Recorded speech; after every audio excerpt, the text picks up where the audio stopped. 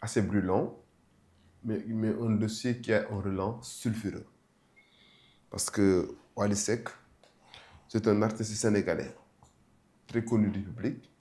adulé par une frange de la population. Bu ñu demee ba ci biir nag ñu koy tudd scientifique def traçabilité di ko tudd en tout cas par rapport à un dossier l'attente la plus naturelle li ñu doon xaar ci moom mooy véritablement mu apporter des éclairages par le canal en tout cas de ses conseils et de ses avocats. Mais il a fait une sortie hasardeuse, monsieur Wally Seck. Pourquoi je dis il a fait une sortie hasardeuse? Parce que am na ci benn période boo xam ne nii les Sénégalais n'étaient plus intéressés par le dossier doon joon wax mais c'est à partir du moment où moom mu constaté il a reçu l'information selon laquelle il faisait l'objet véritablement d'un traquenard au niveau de la police des frontières si la defee vidéo boobu noonu te ci vidéo bi mu ngi expliquer loo xam ne Sénégalais comprendre ko woon ce qui est d'une extrême gravité puisque en le faisant mi ngi jox une piste même aux enquêteurs sans le savoir. loolu moo tax la dernière communication de Wally Seck c'est une communication très hasardeuse une communication très problématique tey yow Ismaïla même bu lay topp ci yoon en procédure pénale da naan tu as le droit de garder le silence parce que toute déclaration boo def mën nañ ko retenir contre yow donc à partir du moment où yow tey jii tudd nañ sa tur ci benn rapport boo xam ne day démontrer ne yow am na ñoo doon jokkalanteel et que ces transactions sont suspectes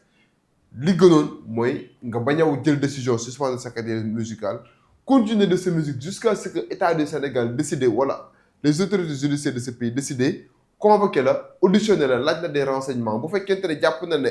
lii kat tuddoon nañ ci sa tur te erreur la woon ñu bàyyi la nga dem bu dee jàpp na ne par exemple tu es muet tu es coupable des faits pour lesquels en tout cas tu as été inculpé mais ñu jaar la fi nga xam ne fa la ñu war a jaaral say borom d'autant plus que yow tey ji booy expliquer ne daf ma jox oto ma jaay ko non c'est pas ça les Sénégalais ne sont pas dingues bu fekkoonte ne par exemple jënd ak jaay oto la rek scientifique du trace yi jënd ak jaay oto rek loolu la moo si yoonu scientifique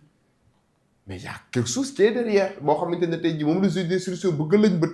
loolu moo tax moom sa comparution sa présence au Sénégal pour répondre à l'appel de la justice c'est un impératif ku koy conseiller da nga koy conseiller mu ne ko bu mu prononcer ci dossier bi te à chaque fois que la justice sénégalaise aura besoin de sa présence na ñëw ñu auditionner que jël ay renseignements ci moom def la confrontation s'il le faut pour voir réellement est-ce que kii kat ñu doon tudd laale na wala laalewul ci transaction yi nga xam ne doon nañ ko constater entre moom Amadou Sall ak ñeneen ñi nga xam ne tey jii nii soit c'est des co-auteurs soit c'est des auteurs soit c'est des complices par rapport à la commission de l'infraction. Après cette déclaration je crois qu'il y a eu un tollé parce que ses partisans commencé woon nañoo inonder les réseaux sociaux di wax ne par exemple loolu je crois que c'est une démarche irresponsable une démarche inopportune parce que le langage judiciaire a ses exigences la communication judiciaire a ses exigences tey un avocat une star comme Wally boo xamante ne tey jii nii peut-être Sénégal am na fenn fu ñu ko teg bu lay tudd ci genre dossier yu mel ni il faut éviter yow ngi tenir sa bopp une communication wala tey jii nii say ñooñ am ñoo xam ne maîtriser wul les tenants et les aboutissants di def ay communication man li gënoon s'il était bien conseillé Wally mooy dafa waroon a ñëw Sénégal dafa waroon a def comme si de rien n'était ba ñëw wan Sénégalais yi ne même man je fais l'objet d'une convocation dem wuy ji pose judiciaire financier ñu entendre que auditionnaire parce que ña fa nekk ay nit lañ comme yow et tu as même la possibilité booy ciy dem nga accompagner ak say avocats wala neex nga jël say avocats nga àndaa ñoom ci bureau judiciaire ñu inculpé donc pourquoi maintenant cette précipitation pourquoi à travers sa communication mu jox ay pistes aux enquêteurs wax ne par exemple doomu njiitu réew bi am naa droit ma jaay ko oto ba ma ko jaayee oto ci chèque la woon ça pose problème li scientifique gis bu tudd turam ci rapport bi du ko mas a wax mais loolu nag fan lay feeñee mooy une confrontation avec les juges d'instruction et une confrontation avec toutes les personnes yi nga xamante ne ni elles sont impliquées dans ce dit dossier. Je crois qu'à l'issue et au terme de cette confrontation-là on aura la possibilité de comprendre qui a fauté qui n'a pas fauté. Boury la communication bi nga xam te moom la Wally Seck adopté naka nga ko gisee yow tam. waaw damay rejoindre Papa Ahmadou Mbaye ci intervention bi mu def par rapport ak même sortie bi parce que je pense que keroog wax nga ko ci émission bi parfois nit yi gis nga yàlla mooy maye Wally li mu doon xëy na moom sax sàkkuwu ko fi mu yegg ci showbiz xëy na moom sax njortu ko woon ci bi muy door sa carrière c'est-à-dire destin la quoi et quand on voit son parcours on sent même que son rêve principal c'est de devenir footballeur lan moo ko orienté ba mu nekk wéykat c'est le destin quoi munu ci woon dara gis nga loolu bu la yàlla jàppalee ba nga am tur du ñu ne kenn du fàtte say andi démb de wala kenn du fàtte ña nga doon cheminendo mais gis nga ni da ngay toll fenn foo xamante ni même les footballeurs ou bien les sportifs en général da ngay toll benn niveau de ta carrière boo xam ni tu te fais entourer par des professionnels man kat fii ma toll sama carrière dinaa jëflanteeg ay nit ci wàllu contrat lu ñuy signé naa wut benn juriste Pape Ahmadou Mbaye de ab juriste la xam na yoon xam na ay pièges sax yu ñu mën a dugal ci ab contrat xaaral mu sollicité ko mu conseiller ma ci contrat bii ñu may dégtal lu mu doon mu liiral ma ne ma may ma 48 heures ma consulter la wax la jox la ay notam bu la nee sóobul nga sóob bu la neewul ëllëg lii mën na la ci fekk nga reculer xoolaat booy renégocier waat nga xam nooy doxalee c'est ça mooy nga il faut se faire entourer par des professionnels da ngay jëflanteeg ay nit keroog da nga juñu benn affaire bu am solo am na ñoo xam ne succès la ñuy bañ a gis sànq rek ñu ngi ko doon waxtaanee en off amal baat bu porté amal image boo xamante ni mën na jaay nit mun na jógee fu ne ñëw ci yow nit ñi ñoo ñëw juug ci ñëw ci yow nit ñooñu nag ñëpp lay nekk rawatina politiciens yi nag ñoo ci raw politiciens yi ñoo ci raw ñooñu nag da ngay xam li wolof naan lungu koo yem ak mbagg da nga junj benn affaire bu am solo boo xamante nii bàyyi woo ci xel mais tey booy lëkkaloog nit xalaatal kii yan position la nekk ëllëg bu changement amee opportunité yi mu am ak yow opportunité yi nga amul tey quel est le résultat ka mu jëfleen toog fi Amadou Sall dem na Macky Sall kër ga mu nekk Maroc avant même nguuram di jeex la ko commencé woon tabax projet bi mu demee dundee Maroc ba mu ko doon tabax boobu xaajul sax mandaam di jeex préparé woon na dem yoonam yaa war a préparé wu àllama te loolu lépp nag gis nga lan moo la ko may entourage bu baax tey boo jëlee mën naa jël exemple bi même bu fekkee ñenn ñi dañ jàpp je suis très hostile par rapport ak groupe am mais il faut savoir faire la distinction entre Youssou Ndour entrepreneur et son groupe Futurs Médias et Youssou Ndour en tant que homme d'affaires et musicien mais bi mu demee ba tollu yenn aura yi yenn niveau yi ay professionnels la wut ñu wër ko bi muy créer ces médias ay professionnels la dem jël ñu conseiller ko nii nga koy créer nii nga koy créer même bu fekkee après am na lu ci am famille bi soog a ñëw accaparer yëf yi les résultats gis nañ ko tey ces autres investissements ay professionnels la dem wut ñu conseiller ko il a investi dans plusieurs choses dans l'immobilier dans c'est des conseils ñoo la koy jox mais gis nga imaginer tey nga am benn succès yi ñan ñoo la wër man démb dama dugg TikTok rek yam ci benn waajoo xam ni en fait waxi dof la ñuy wax quoi lan la waa ji wax mbir mi waaxu la daal waaxu la genre waaxu ku la nar a ëpp làmmeñ nga ëpp c'est-à-dire que imagine ñooñu ñoo wër Wally on parle de manager de Wally man bi moo léegi ñu ne manager Wally moo génn wax lii quoi ay abir yi waaxoon teel da ngay njëkk mu leer ni kii il n'a rien dans sa tête kii moo jege Wally kii mooy côtoyer Wally mais ces gens là amul la apporter ñoo lay dugal ci tuuxi dunay parce que da ngay gën a dugal sa bopp comme ni ko juriste waxee ce genre de cas mais tu consultes des juristes tey ñi nga xamante nii tey convoqué na leen seen convocation jib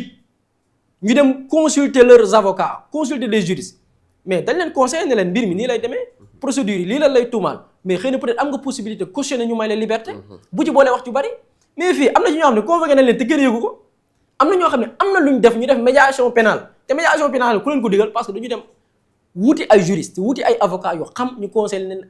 procédure yoon lii la wax waaye boo jaaree fii de mën na la ko yembal boo jaaree fii mën na la ko woyofal pour man yooyu yëpp ay mbir la yoo xam nit boo yeggee ci yenn yoo xamante ni peut-être suñu borom moo la ko may muy tur problème d'entourage la pour ne pas entrer dans le fond du dossier mais bu ñu xoolee forme bi problème mu entourage la et pour man nit ki boo yeggee ci yenn dayo yi wutal ay professionnels wutal ay nit yu nite et li gën a am solo mooy nit yu nite yoo xamante ni itam ndax mën nga ànd ak nit ku nite sax mais mu yërëm la ba dul wax dëgg mën nga ànd ak nit ku nite mais mu ñee la trop ba dul wax dëgg mën nga ànd ak nit ku nite mais la nga yor lay sàkku yaakaar ne bu la waxee dëgg sax nga téye sa poche ba doo ko defal malheureusement quand tu observes l'entourage de Wally ñooñu ñoo ci bari des opportunistes yoo xam ne tey bu dul woon succès bu dul woon oto bu dul woon kër bu dul woon alal jooy comp di leen jox doo leen gis c'est des gens qu'on connaît ici à Dakar des gens yoo xam ne bëgguñ ko dul ko siiw bëgguñ ko yor ñu commencé cogg j'ai trouvé le mot ay cogg yoo xamante ni nii seen intérêt kese lañu moo leen ñor dañ ci gis koo xamante ni nii boo jëlee les vidéos des archives là ay 2 ans ci ginnaaw taxaw na def vidéo yàq lu ne Wally Seck pour un autre artiste tey am na changement tey taxaw na du côté de Wally Seck kooku tey cogg intérêt lay wër donc bu amee ay mbokk et j'ai très bien aimé un post bi frère am bi def. Tout à fait. Je pense que c'est Seydina Alioune Seck. J'ai très bien aimé post bi mu def. Il a même dit que keneen ku taxaw di mbubboo Wally Seck pour taxaw naan da nga koy défendre dina la yóbbu ci yoon te il a parfaitement raison il faut que sa famille surtout son frère jël ay responsabilités parce que ils sont conscients que mais ñii nekk fii di tamambaalu seen intérêt bopp kese ceeb bu niin moo leen fi teg weccet boo leen di jox ak fu ñu fanaan wala nga àlleen oto ñu dem dugg ci Dakar bi di jël ci xale yi kese moo leen intéressé moo tax j'ai très bien aimé sorti te gis nga genre situation yi ñooñu nag ñoo la ci mën a dimbali ses frères yi nga xam ne xam nañ les enjeux ses frères yi nga xam avec benn recul am na lu ñu xam ñu mën la dimbali ci loolu mais cogg yi nii dañ koy gën a dugal ko ci situation boo xam ne xëy na peut-être ëllëg ni mu ciy génnee dina jafe loolu ci côté. juriste bu weesoo communication bi tey yan voie la Wally Seck am tey ba war a mën a génn ci situation bi. Bon, les seules voies qui s'offrent à lui mooy comme ni ñu ko waxee qu'il soit entouré de bons avocats am na ko déjà et bu fekkente ne par exemple am na ay bons avocats ñoo xam ne ñu xarañ lan ci wàllu wi ñu étudier que dossier bi expliquer que en un langage simple parce que le langage judiciaire a ses exigences c'est un peu complexe expliquer que en un langage simple li ñu koy toppee bu fekkente ne par exemple jàpp na ne am na lu mu ci laale te am possibilité mettre sur la table du juge d'instruction le montant pour cautionner mu cautionner bu dee cautionner wul nag la suite logique mooy juge d'instruction bu amul benn garantie amul ci leen lu mu sukkandiku te constaté na ne par exemple yow mii que li lay toppee war na mën a nekk infraction bu paree day jël li nga xam ne tey jii moom mooy ordonnance de renvoi devant la juridiction de jugement pour ñu yóbbu la foofu nga àtte la bu jàppee ne rek les charges ne sont pas suffisantes parce que yaa ngi may def xaw ma temps yaa ngi may tuumaal temps alors qu'en réalité dara amu ci donc bu boobaa juge d'instruction bi dina apprécier souverainement bu koy accorder liberté provisoire mu accorder ko liberté provisoire bu koy jox li nga xam ne tey jii moom mooy contrôle judiciaire mu jox ko contrôle judiciaire mais présentement nii le temps n'est pas à la précipitation le temps n'est pas à des communications intempestives et ininterrompues ne staffam en tout cas prendre la question à bras le corps jël ñi nga xam ne tey jii ñoom ñooy avocats yi ñu waxtaan ak seen client par rapport à la tournure du dossier par rapport à l'ampleur du dossier par rapport aux conséquences du dossier sur la carrière de l'artiste bu paree avocats yi ñoom ils auront la possibilité bu ñu amee lenn lu leeral askan wi comme ni ko avocat yi laaj bi defee la fois passée de tenir une communication éclairer l'opinion mais au-delà de ça gisaatuma tey jii beneen argument wala leneen loo xam ne war nañ ko mën a def pour mettre la pression en tout cas sur la justice sénégalaise Ousmane Sonko c'est l'homme le plus populaire du Sénégal bi muy gën a populaire ci Sénégal sénégalais di ko gën a bëgg la ko justice sénégalaise jàpp dara yënguwul donc keneen ku fi nekk na yaakaar na tey jii bu la justice jàppee wala dara tu as la possibilité de rendre ce pays ingouvernable tu te trompes lourdement voilà. dafa am benn question Sidi Hamilton dafay dikkaat rek ci wàllum juge mu ne Sonko daf doon wax ci Italie.